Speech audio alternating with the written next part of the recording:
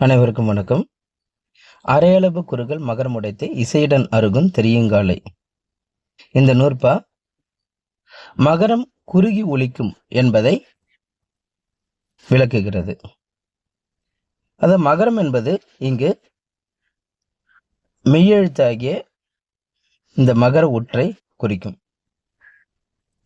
அப்போ மெய்ய எழுத்தானது அரையளவு ஒலிக்கும் என்பது முன்பே கூறப்பட்டது.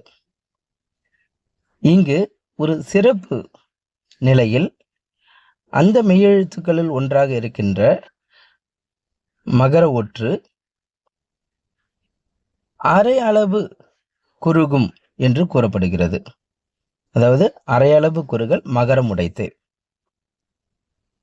அதனால உரையாசிரியர்கள் என்ன சொல்றாங்க அப்படின்னு பார்த்தீங்கன்னா, அரையளவாகிய எல்லையிற் குறுகி கான்மாத்திரை ஆதலை மகரமை உடைத்து, அதாவது கால் மாத்திரை பெறும் என்பதை சொல்றாங்க.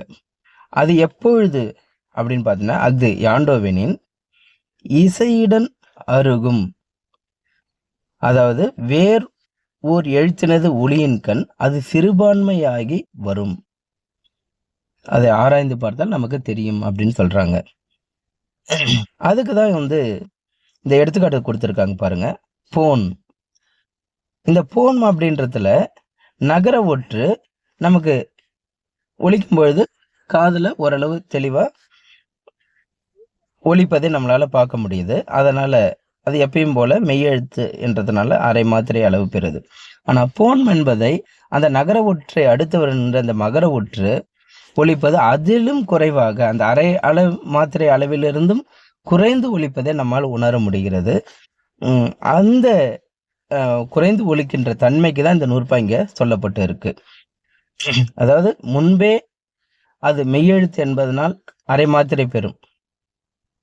இந்த போன்ற சூழல்களில் வரும்பொழுது அந்த மகர ஒற்றும் தனது அரை மாத்திரை அளவிலிருந்து குறைந்து ஒலிக்கும்.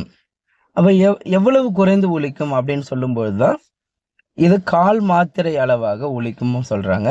ஆனா இந்த கால் மாத்திரை என்பது இங்க கொடுக்குறாங்க பாருங்க, உரையாசிரியர் சொல்றாங்க உரையிற்கோடல் என்பதனால் பெறப்பட்டுள்ளது. உரையிற்கோடல்ன்றது ஒரு உத்தி முறை.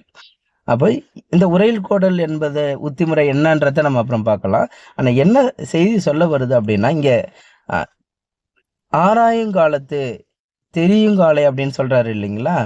அப்ப மொழி புலமையும் இலக்கண புலமையும் வழக்காறுகளும் தெரிந்த இந்த உரையாசிரியர்கள் அவர்கள் இது கால் மாத்திரை ஒலிக்கும் என்பதை சொல்லுகிறார்கள்.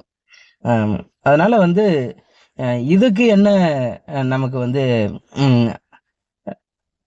வரையறை இருக்கிறது, அது எங்க கால் மாத்திரை என்பதற்கு இதுவரை நம்ம இத்தனை நூற்பா பார்த்து வந்திருக்கிறோம் இல்லைங்களா? அது வரைக்கும் தொல்காப்பியர் ஏதாவது சொல்லியிருக்காருன்னா சொல்லலை.